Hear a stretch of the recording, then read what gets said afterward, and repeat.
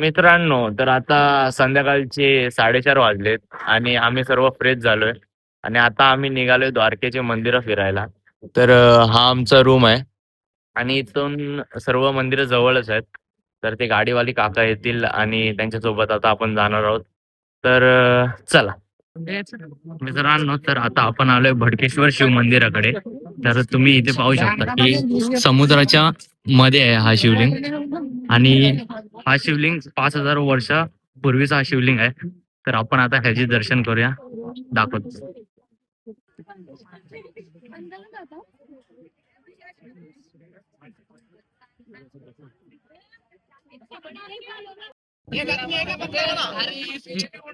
मित्रांनो, आता उंट सवारी चालू आहे.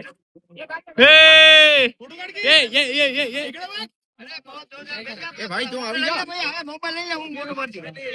एक मिनिट फोटो निकालने दो.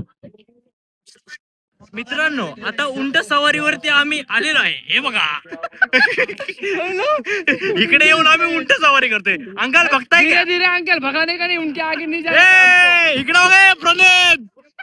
यू! हम आगे चले गए बाय. कंबर जायला. ए बॉम्ब्या माग बघ. अरे तो उंट बघ केवढा झाला वाकला वाटतं तू साम्याच्या वजनान. दोन हा काय उंट हालतोय. उंट लचाकला वाटत. तर अशा प्रकारे आपलं उंट सफारी झालेली आहे. आता जाऊया दुसऱ्या मंदिराकडे. एक नंबर होत्या काका, एक नंबर होता उंट फिरवणारा. आता जाऊया दुसरीकडे चला. तर आता आपण आलोय 51 शक्तीपीठ मध्ये असणार हे एक शक्तीपीठ म्हणजे गायत्री शक्तीपीठ. तर तुम्हाला या शक्तीपीठचं दर्शन करवतो. तर चला.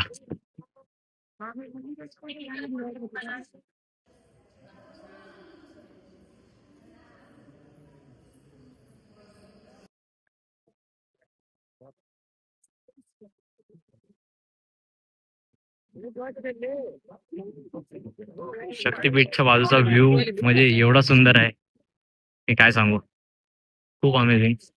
आता आपण जाऊया दुसऱ्या मंदिराकडे. तर चला. तर आता आपण आलोय सिद्धनाथ महादेव मंदिराकडे. चला.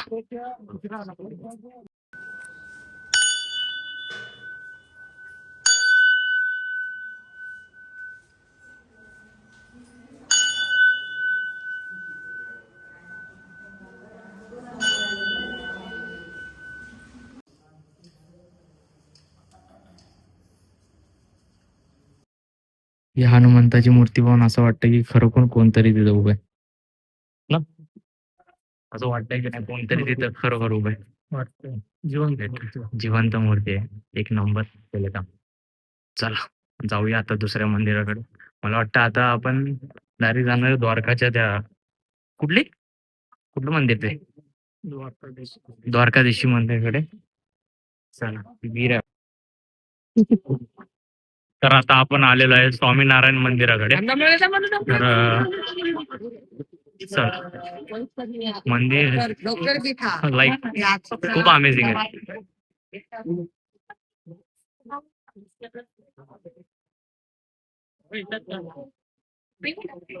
खूप भारी वाटतंय मंदिर.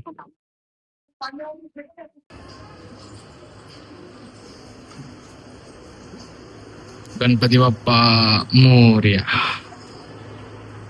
जय बजरंगबली. म्हणजे मंदिर लाईक खूप भारी बनवलंय बघा. चार बाजूला देव आहेत आणि मध्ये स्वामीनारायण घनश्याम महाराज.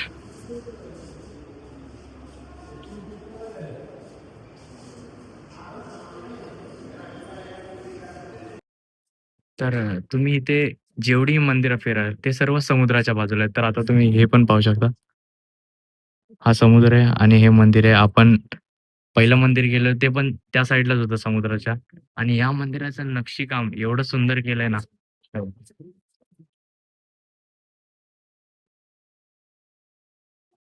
आणि हे जे झेंडे फडकतात ते तर एकच नंबर वाटतात.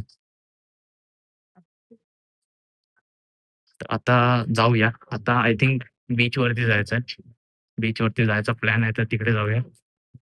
चला.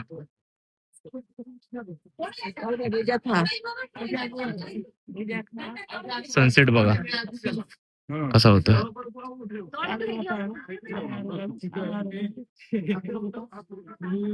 तर आता आम्ही हा चना मसाला घेतलाय आणि गोमती नदीकडे जातोय आणि तो समोर बीच आहे. तिथे गोमती नदी आहे.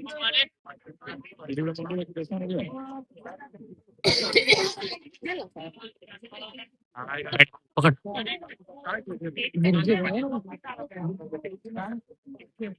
तर ही जी गोमती नदी आहे आणि ह्या साईड ह्या दगडाच्या त्या साईडला बीच आहे पूर्ण. आम्ही खरं आलेलो सनसेट बघायला, पण सनसेटच काय भेटला नाही. काय करतात सनसेट टाइमपास करतात, म्हणजे यांना समजत नाही, शिस्त नाही की कसं काय करत. अरे पाणी बघ किती स्वच्छ आहे. म्हणजे मासा आला मासा. कुठे तुला दिसतोय काळा मासा? तिकडे गेला तिथं थांबला. हो इथंच थांबलाय. तर आता आपण जात आहोत द्वारकाधीश मंदिराकडे. हा शेवटचा देवस्थान असणार आहे द्वारकेतला. तर आता जाऊया. आणि तुम्ही बॅकग्राऊंडला बघत राहा की किती अमेझिंग व्ह्यू झालेला आहे इथे बघा. तर आता आपलं दर्शन झालेलं आहे द्वारकाधीश मंदिराचं. तर जराशी शॉर्ट मध्ये तुम्हाला पॅडी माहिती सांगेल द्वारकाधीश मंदिराची. तर पॅडी सांग. हे मंदिर श्रीकृष्णाच्या पंतूंनी बांधलं होतं 2500 वर्षापूर्वी. आणि हे 4 धाम मधलं एक स्थान मानलं जातं. हे असं पवित्र स्थान आहे. आणि ह्या नगरीत श्रीकृष्णाला द्वारकेचा राजा म्हणून पूजले जाते. तर ही अशी शॉर्ट स्टोरी आहे.